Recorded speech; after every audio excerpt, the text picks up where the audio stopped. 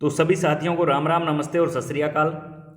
Like share subscribe दोस्तों बाद में होते रहेंगे। बात करेंगे डायरेक्ट अपने टॉपिक की, डायरेक्ट अपने मुद्दे की। आज का सेशन पूरा जरूर देखना है। आज के सेशन के अंदर वो बेहतरीन क्वेश्चन हम लेके आए हैं जो अक्सर एग्जाम के अंदर पूछे जाते हैं और आप अक्सर उसको गलत कर देते हो।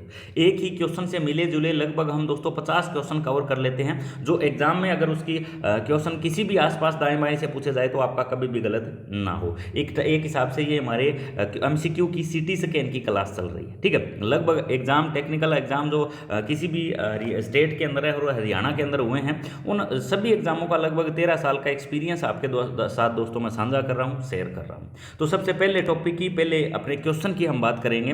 किसी अल्टरनेटर द्वारा उत्पादित विद्युत वाहक बल, वी बाब है, इसको लिखते हैं दोस्तों विद्युत वाहक बल, और इसको कहते हैं इलेक्ट्रोमोटिव फोर्स। इलेक्ट्रोमोटिव फोर्स को दोस्तों वोल्टेज के अंदर ही मापा जाता है।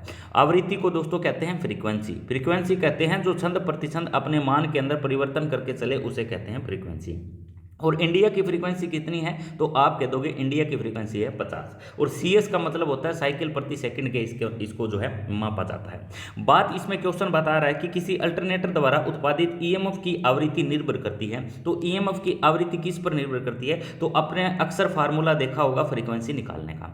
फ्रीक्वेंसी निकालने का फार्मूला दोस्तों होता है P गुना में N बटे में दोस्तों आ जाता है हमारा 120। P यहाँ पे दोस्तों पोल रहते हैं, N रहती है हमारी स्पीड। और स्पीड को किस में मापते हैं तो स्पीड को मापते हैं दोस्तों आरपीएम के अंदर। आरपीएम का पूरा नाम होता है राउंड पर मिनट। क्या होता है राउंड पर मिनट। तो जो हमारी अल्टरनेटर के अंदर जो उत्पादित यानी जो EMF जनरेट हो रही है उसकी जो फ्रीक्वेंसी होगी वो किस पर डिपेंड करेगी तो एक तो वो पोलों की संख्या के ऊपर और एक स्पीड पर। दो चीज़ों पर अल्टरनेटर की फ्रीक्वेंसी जो EMF की फ्रीक्वेंसी होती है वो डिपेंड करती है। तो सबसे पहला दिया हुआ है ऑप्शन इसका पोल की संख्या पर, जो आपका गलत होगा। दूसरा दिया हुआ है केवल घूर्णन गति पर, ये भी आपका गलत होगा। पोल की संख्या और घूर्णन गति पर, ये आपका राइट ऑप्शन रहेगा। वाइंडिंग की किस्म के साथ फ्रीक्वेंसी का कोई लेना देना नहीं होता, और ये ऑप्शन हम सी के साथ कर ही चुके हैं, ठीक है। तो अल्टरनेटर का जब भी ऐसा क्वेश्चन पूछा जाए तो आप कह दोगे अल्टरनेटर की जो फ्रीक्वेंसी होती है वो पोल की संख्या और घूर्णन गति पर निर्भर करती है। इसको क्या हम प्रूफ कर सकते हैं? बिल्कुल प्रूफ कर सकते हैं। देखिए हमारे पास दो पोल है, स्पीड है हमारी 3000 आरपीएम। स्पीड कितनी है? 3000 आरपीएम। दो पोल है, ये पोल है, ये N है, 120 क्या है इसमें स्थिरांक है। अब देखिए दोस्तों इसको हम सॉर्ट आउट करेंगे, ठीक है। ये हमारा 6 आ जाएगा और 6 पंजे हो जाता है हमारा 30। तो 50 फ्रीक्वेंसी इस प्रकार से हमने निकाल ली। अब पोल की मात्रा बढ़ा दी, पोल हमने 4 कर दिए, आरपीएम हमने 3000 के 3000 ही ले लिए, ठीक है। और 120 हमारा स्थिरांक रहेगा। अब इसको जब आप जो डिवाइड करोगे इस चीज़ को तो ये आ जाएगी हमारी फ्रीक्वेंसी 100। यानी जब जैसे जैसे पोल बढ़े तो फ्रीक्वेंसी भी क्या होगी? बढ़ गई। किसके अंदर? सेम आरपीएम के अंदर। सेम आरपीएम के अंदर दोस्तों पोल बढ़ने के अंदर फ्रीक्वेंसी आ रही है 100 और पहले थी 50। तो इस प्रकार से आप प्रूफ करके भी दिखा सकते हो कि किसी भी अल्टरनेटर की EMF की जो फ्रीक्वेंसी होती है वो डिपेंड करती है पोल की संख्या और स्पीड पर। क्लियर है भाई। उसके बाद देखिए दोस्तों अल्टरनेटर कहते हैं किसे, ऐसे क्वेश्चन पूछा जाए तो जो मैकेनिकल पावर को इलेक्ट्रिकल पावर के अंदर बदले, ठीक है। कौन सी प्रकार की इलेक्ट्रिकल पावर को बदले तो आप कहते हो अल्टरनेटिंग, क्योंकि अल्टरनेटर जो होता है वो हमेशा AC सप्लाई जनरेट करता है और AC सप्लाई भी हमें बाहर देता है। जो मैकेनिकल पावर को AC इलेक्ट्रिकल पावर में बदले उसको अल्टरनेटर के नाम से जाना जाता है। क्लियर है भाई। अल्टरनेटर के कौन कौन से पार्ट होते हैं तो सबसे पहले तो होता है इसका आर्मेचर कॉइल। कौन सा पार्ट होता है? आर्मेचर कॉइल, ठीक है भाई। उसके बाद सेकंड जो पार्ट होता है वो होता है दोस्तों फील्ड कॉइल।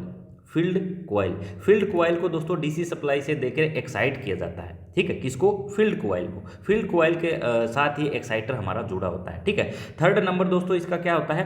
स्टेटर जो सिलिकॉन स्टील की छोटी छोटी पत्तियों को आपस में लेमिनेटेड करके बनाया जाता है। उसके बाद फोर्थ नंबर का पार्ट जो आता है वो आता है दोस्तों इसके अंदर रोटर, ठीक है। जो रोटर जो होता है वो दोस्तों घूर्णनशील पार्ट के अंतर्गत आता है हमारा अल्टरनेटर के अंदर। क्लियर है। अब रोटर कितने प्रकार के होते हैं तो अल्टरनेटर के अंदर 2 प्रकार के रोटर यूज किए जाते हैं। कितने प्रकार के? 2 प्रकार के। सबसे पहला जो रोटर आता है उसको कहोगे आप सैलिएंट पोल रोटर।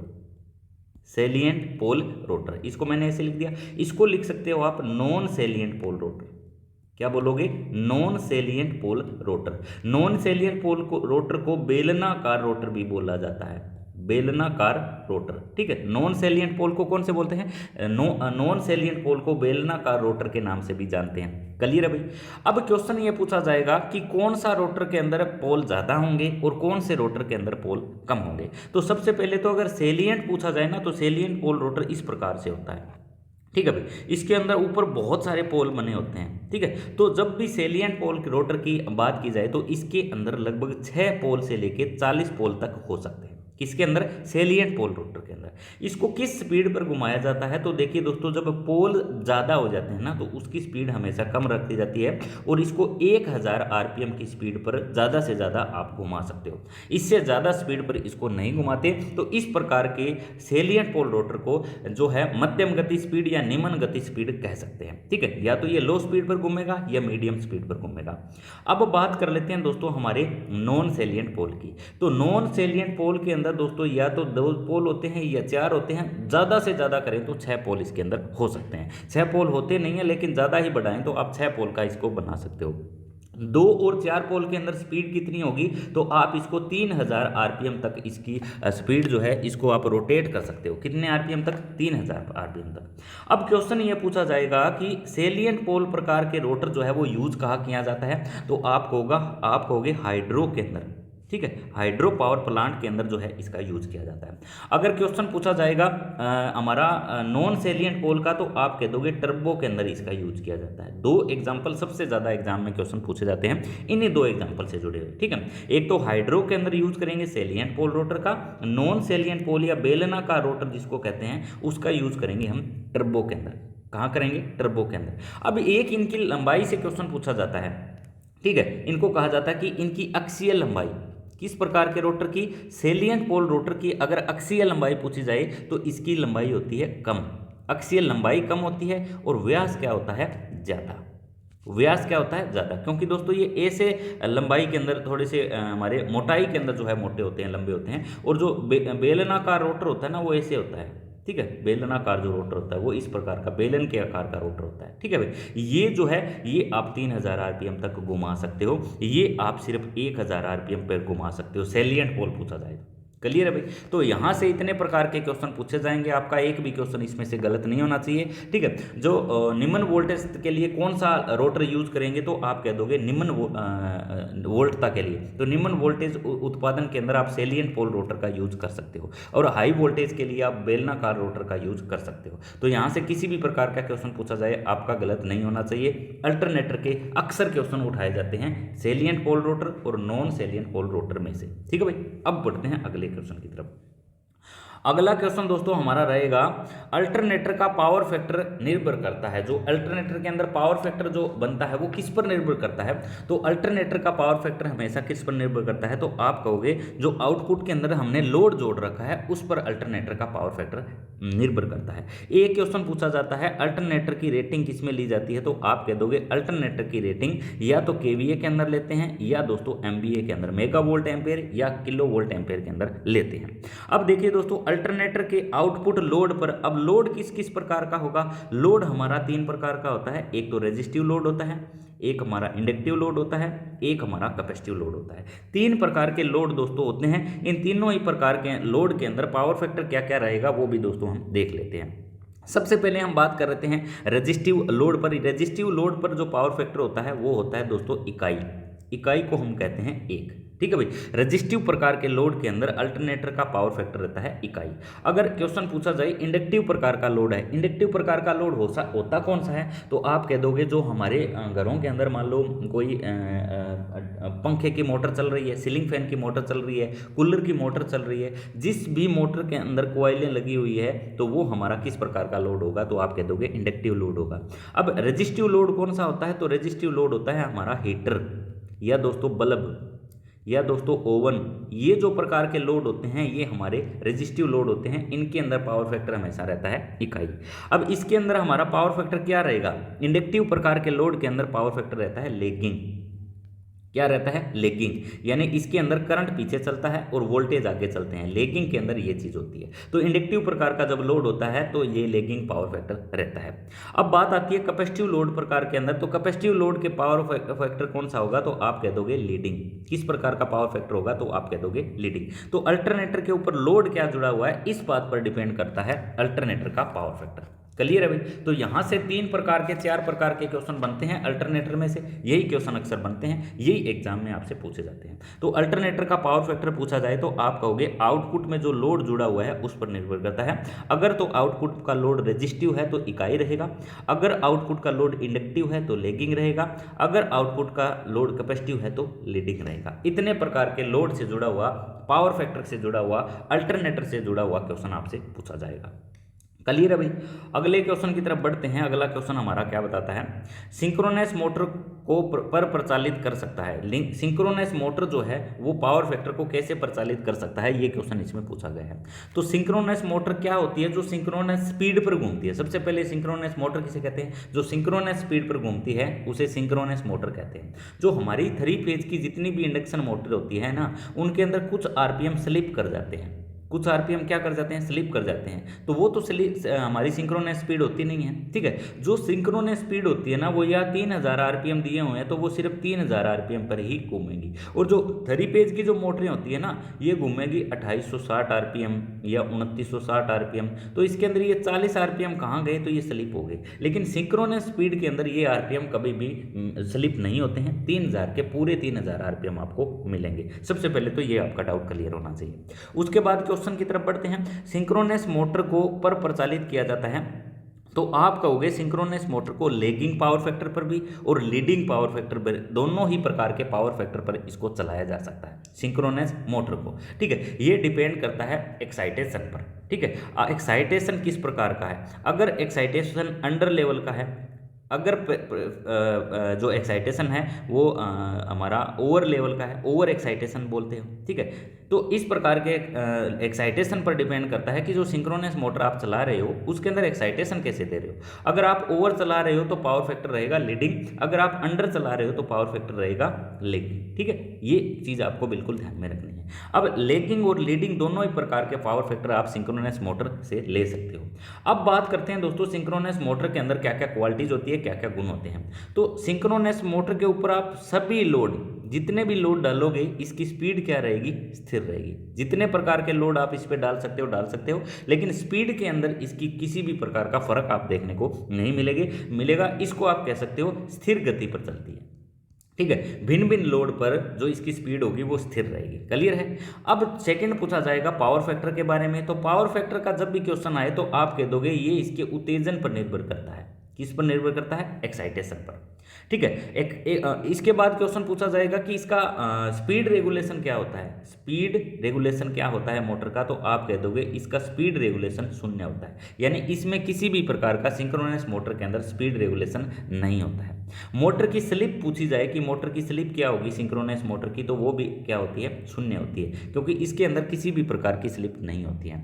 अगला क्वेश्चन यह पूछा जाएगा कि सिंक्रोनस मोटर किस प्रकार की मोटर है, तो आप कह दोगे ये डबल एक्साइटेड मोटर होती है। डबल एक्साइटेड, ठीक है। ये डबल का मतलब 2 प्रकार की सप्लाई से चलती है, ठीक है। इसके फील्ड को डीसी सप्लाई से एक्साइट किया जाता है और इसके आर्मेचर को 3 फेज एसी सप्लाई से जोड़ा जाता है। कौन सी सप्लाई से, 3 फेज एसी सप्लाई से, ठीक है भाई। इसके फील्ड को हम देंगे डीसी सप्लाई और हमारे इसके आर्मेचर को देंगे हम 3 फेज एसी सप्लाई। तो इसको कह सकते हो आप डबल एक्साइटेड मोटर, यानी डबल सप्लाई से चलने वाली मोटर इसको कहा जाता है। अब बात आती है दोस्तों इसका यूज कहाँ करेंगे, ठीक है। सिंक्रोनस मोटर का यूज कहाँ करेंगे, तो जितनी भी प्रकार की मिल्स होती हैं, ठीक है, मिल्स होती है वहाँ पे सिंक्रोनस मोटर का यूज किया जाता है। जैसे बात करूँ मैं टेक्सटाइल मिल का, उसके बाद बात करूँ मैं रबड़ मिल्स की, उसके बाद बात करूं दोस्तों मैं किसी भी प्रकार के पेपर मिल्स की, तो इन सभी के अंदर जो हम यूज करते हैं वो यूज करते हैं सिंक्रोनस मोटर, ठीक है। छोटे छोटे इंस्ट्रूमेंट की बात करूं तो विद्युत घड़ियों के अंदर आप यूज करोगे सिंक्रोनस मोटर, ठीक है भाई। ये इसके यूज हो जाते हैं। अब इसको सुधारने के लिए, पावर फैक्टर सुधारने के लिए अक्सर क्वेश्चन पूछा जाता है क्या क्या यूज करते हैं, तो सबसे पहले नाम लिया जाता है सिंक्रोनस मोटर का। पावर फैक्टर सुधारने के लिए पूछा जाए तो सिंक्रोनस मोटर का सबसे ज्यादा यूज पूछा जाता है। उसके बाद पूछा जाता है, सेकंड नंबर का पूछा जाता है कैपेसिटर लगाकर। कैपेसिटर फैक्टर से भी आप सिंक्रोन जो है पावर फैक्टर को इंप्रूव कर सकते हो। उसके बाद एक आता है फेज एडवांसर।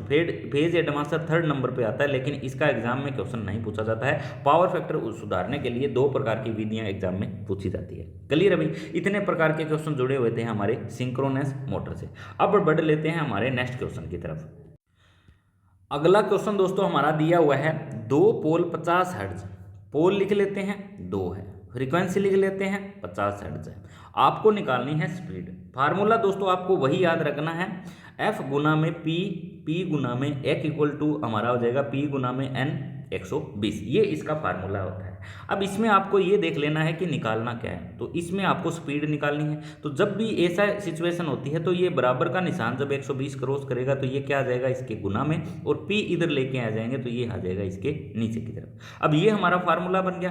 तो 120 का 120 आपको रख लेना है, ठीक है। गुना में फ्रीक्वेंसी 50 दी हुई है वो रख लेना है। पोल 2 दिए हुए हैं तो 2 रख लेने हैं। अब इसको आपको सॉर्ट आउट कर लेना है, ठीक है। तो ये हमारा हो जाएगा 60, और 60 को इससे गुना करेंगे तो ये हमारा आ जाएगा 3000 आरपीएम। कितना आ जाएगा? 3000 आरपीएम। तो इस प्रकार का सम अगर दिया जाए तो आप लगा के आ जाओगे राइट ऑप्शन ए 3000 आरपीएम। देखिए इसको मैं थोड़ा सा दोबारा बता देता हूं। आपको फ्रीक्वेंसी निकालने का फार्मूला P गुना में N लिख लेना है, इसके यहाँ पे आ जाएगा 120, ठीक है। तो यहाँ पे निकालना है आपको N, तो N यहीं पड़ा रहने दीजिए।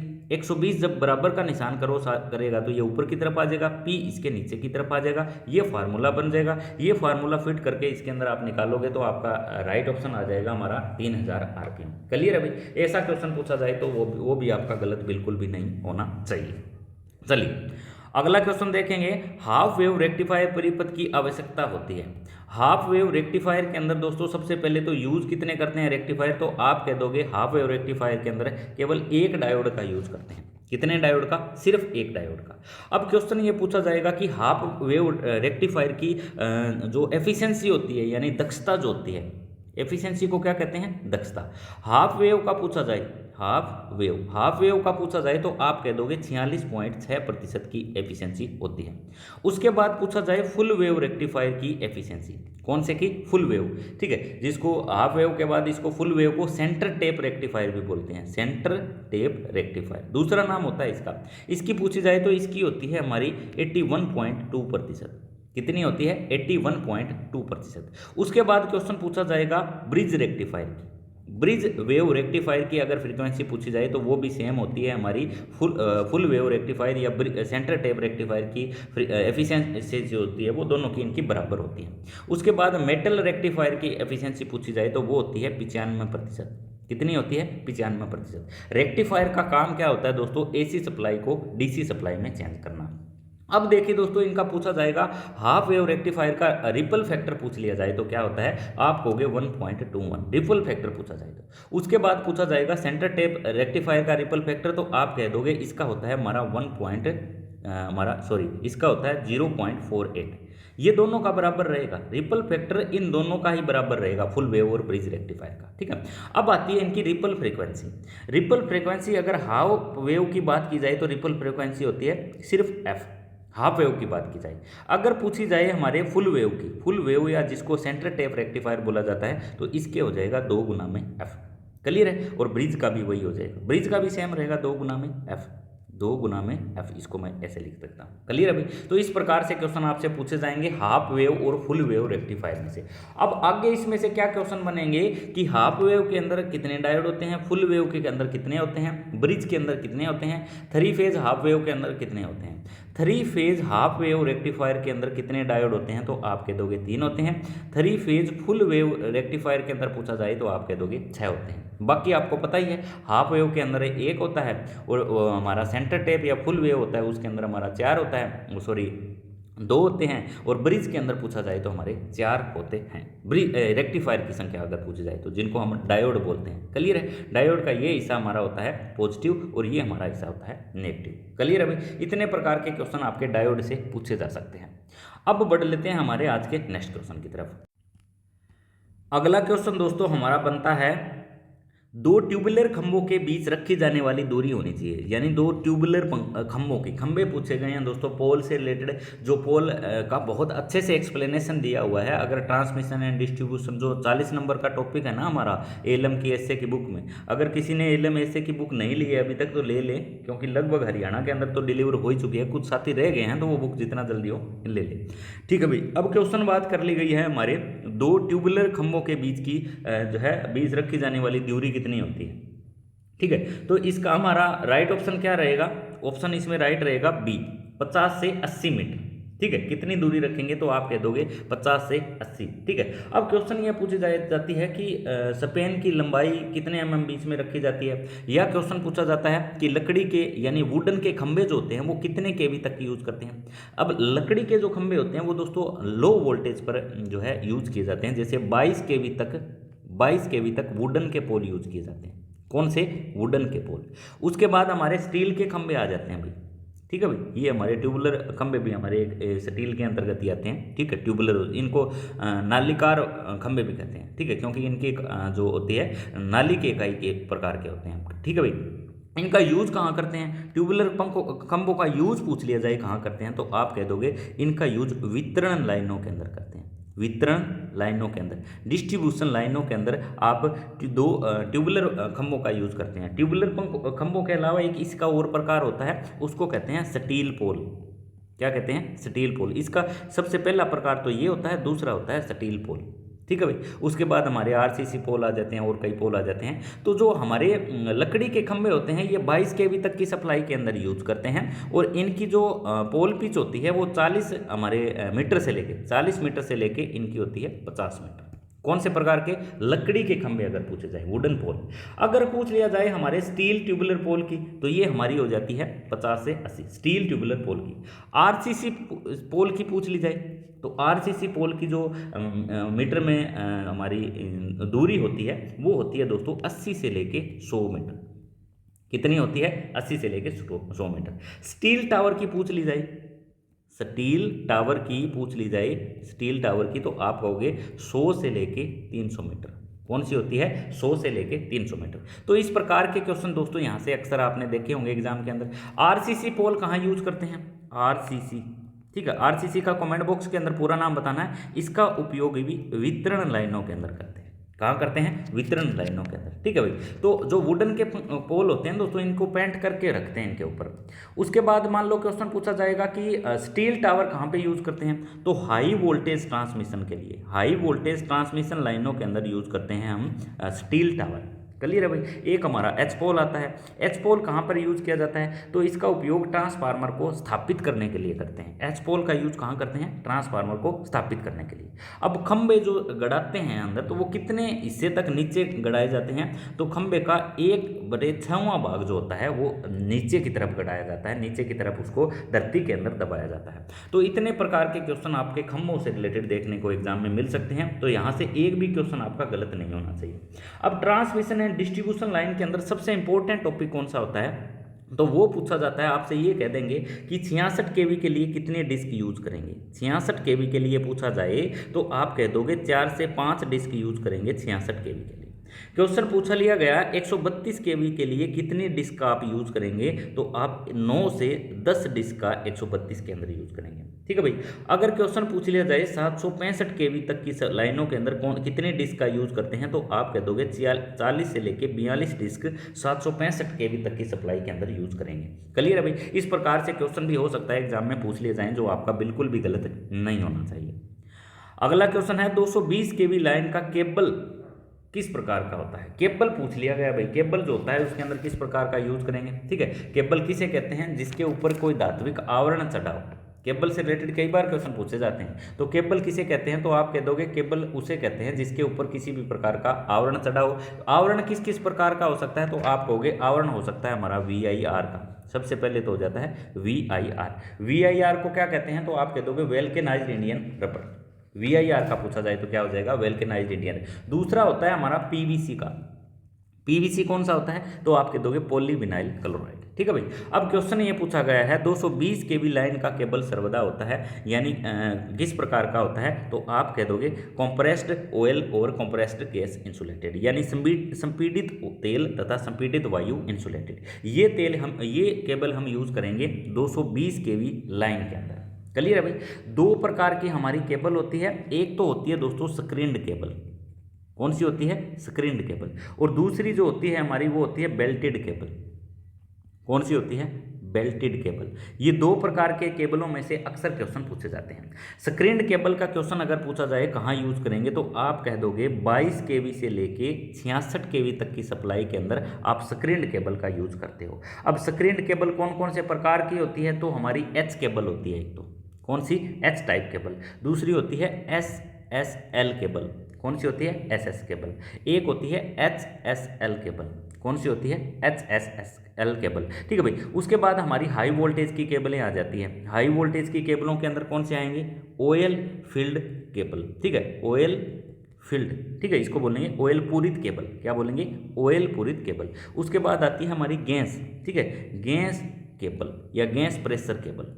गैस प्रेशर केबल, ये प्रकार की केबलें आएंगी। इन्हीं में से क्वेश्चन एग्जाम में पूछा जाएगा। आपका क्वेश्चन यहाँ से पूछा जाए तो वो बिल्कुल भी गलत नहीं होना चाहिए। क्वेश्चन पूछा गया 220 केवी लाइन के लिए केबल यूज करेंगे, तो आप कह दोगे संपीड़ित तथा या संपीड़ित वायु इंसुलेटेड केबल इसके अंदर आप यूज करे हुए। अब क्वेश्चन पूछा जाएगा मान लो वोल्टेज से संबंधित, वोल्टेज से संबंधित पूछा जाएगा। तो अगर लो वोल्टेज केबल के लिए पूछा जाए, लो वोल्टेज के लिए, तो आपकी 1000 वोल्ट की रेंज रहेगी। क्लियर है भाई। हाई टेंशन वोल्टेज का केबल पूछा जाए, हाई वोल्टेज टेंशन केबल कौन सी होती है, तो आप कह दोगे 1000 से लेके 11 केवी तक। ठीक है भाई। अब आगे 11 केवी से हमारा हो जाएगा 33 केवी। 11 केवी से 33 केवी। 33 केवी से हो जाएगा हमारा 132 केवी। फिर 132 केवी से ऊपर बाकी सभी आ जाएगी। ये जो केबल होती है इसको बोलते हैं एक्स्ट्रा सुपर वोल्टेज केबल।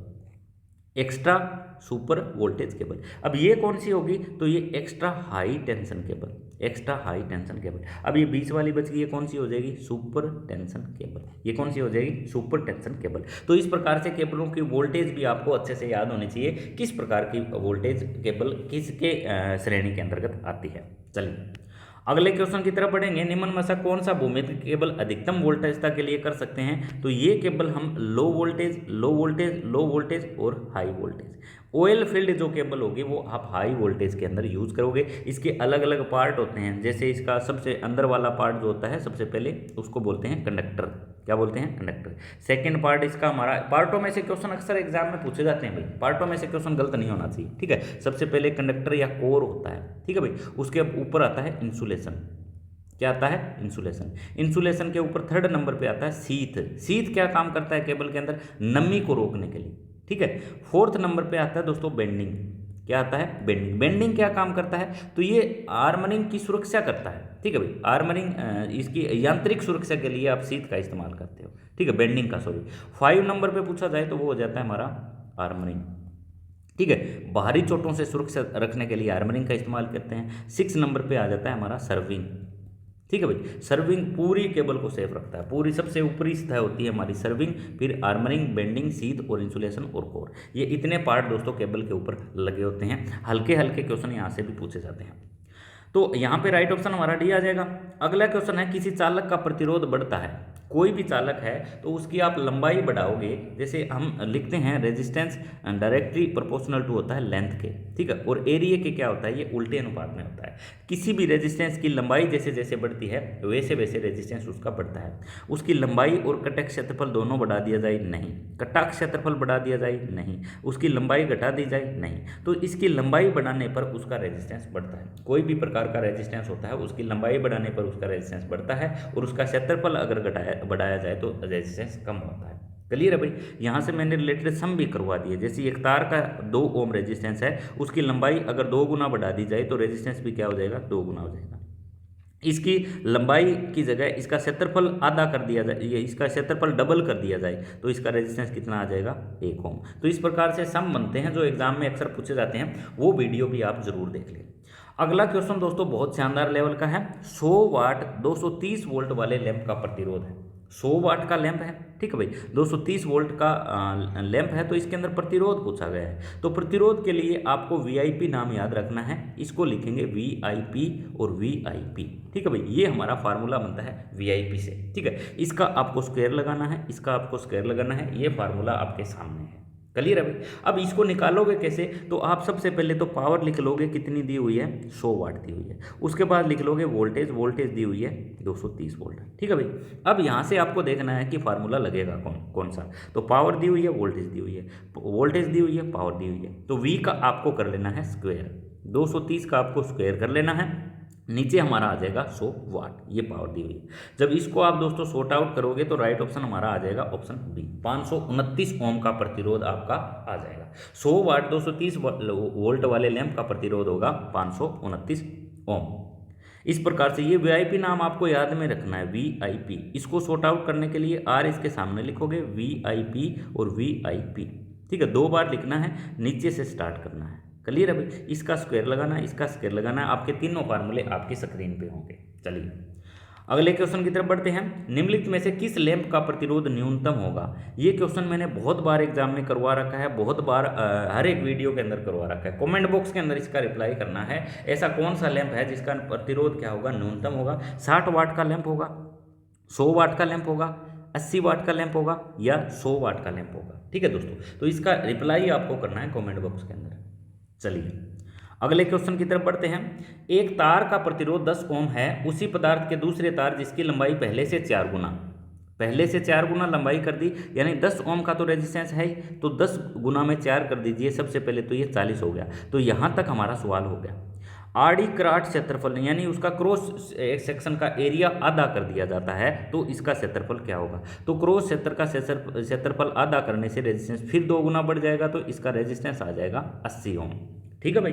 इसके अंदर बताया गया है कि एक तार का प्रतिरोध 10 ओम रेजिस्टेंस है, उस पदार्थ के दूसरे तार उसकी लंबाई को पहले से 4 गुना करने पे आप रेजिस्टेंस बढ़ा दोगे तो आ जाएगा 10 चौके 40, यानी 40 ओम। उसके बाद बताया गया है कि इसका क्रॉस सेक्शन क्षेत्रफल आधा हो जाए, क्षेत्रफल आधा कर दिया जाए तो रेजिस्टेंस 80 ओम हो गया। अगर क्षेत्रफल यहाँ लिख देता कि 2 गुना कर दिया जाए, कैसे कर दिया जाए, 2 गुना, तो रेजिस्टेंस क्या होता, तो आप 80 का आधा कर देते, रेजिस्टेंस हो जाता 40 ओम। तो इसका जो राइट ऑप्शन आएगा वो आएगा ऑप्शन हमारा सी। तो इस प्रकार के सम भी एग्जाम में क्वेश्चन अक्सर देखे जाते हैं, आपका गलत नहीं होना चाहिए। अब अगला क्वेश्चन हमारा एक टाइप से बहुत शानदार क्वेश्चन है, आज का मैं लास्ट क्वेश्चन इसको कहूँगा और बहुत इंपॉर्टेंट क्वेश्चन है। सबसे पहले सामग्री से रिलेटेड क्वेश्चन पूछे जाते हैं। चीजल निर्माण में प्रयुक्त धातु है, चीजल को बनाने के लिए किस प्रकार के आप धातु का यूज करोगे, ये क्वेश्चन इसमें पूछा गया है, ठीक है। तो चीजल बनाने के लिए आप कौन सी यूज करोगे, तो हाई कार्बन स्टील का इस्तेमाल चीजल बनाने के लिए किया जाता है। सबसे पहले क्वेश्चन तो ये हो जाता है। उसके बाद हैमर पूछा जाए, हैमर के लिए आप किसका यूज करोगे, तो हैमर के लिए यूज करोगे फोर्जड स्टील का, किसका, फोर्जड स्टील का। उसके बाद क्वेश्चन पूछा जाए प्लायर का, ठीक है, तो प्लायर भी फोर्जड स्टील का बनाया जाता है। उसके बाद पूछी जाए ड्रिल बिट का, तो ड्रिल बिट भी हाई कार्बन स्टील की बनाई जाती है, किसकी, हाई कार्बन स्टील की। उसके बाद पूछा जाए हमारा मेलेट का, मेलेट बनाया जाता है लकड़ी का, मेलेट की धातु पूछी जाए तो आप कह दोगे लकड़ी का बनाया जाता है, क्लियर है। यहाँ से भी क्वेश्चन पूछा जा सकता है। उसके बाद क्वेश्चन मान लो उठा लिया गया हमारा स्टील रूल का, तो स्टील रूल किसका बनाया जाता है, तो स्टील रूल आप कह दोगे स्टीलनेस स्टील का, स्टीलनेस स्टील का। उसके बाद पूछा जाएगा पंच का, तो पंच भी हाई कार्बन स्टील से बनाए जाते हैं, पंच के बारे में पूछा जाए तो। स्क्राइबर का पूछा जाए कि स्क्राइबर किसका बनाया जाता है, तो आप कह दोगे हाई कार्बन स्टील का स्क्राइबर बनाया जाता है। तो इतने प्रकार के क्वेश्चन दोस्तों हमारे क्वेश्चन पूछे जा सकते हैं प्रयुक्त धातु निर्माण। तो ये दोस्तों आज का हमारा छोटा सा सेशन था। वीडियो को लाइक कर दे, चैनल को सब्सक्राइब कर दे। मिलते हैं जल्द नेक्स्ट वीडियो में, तब तक दोस्तों नमस्कार, जय हिंद, जय भारत।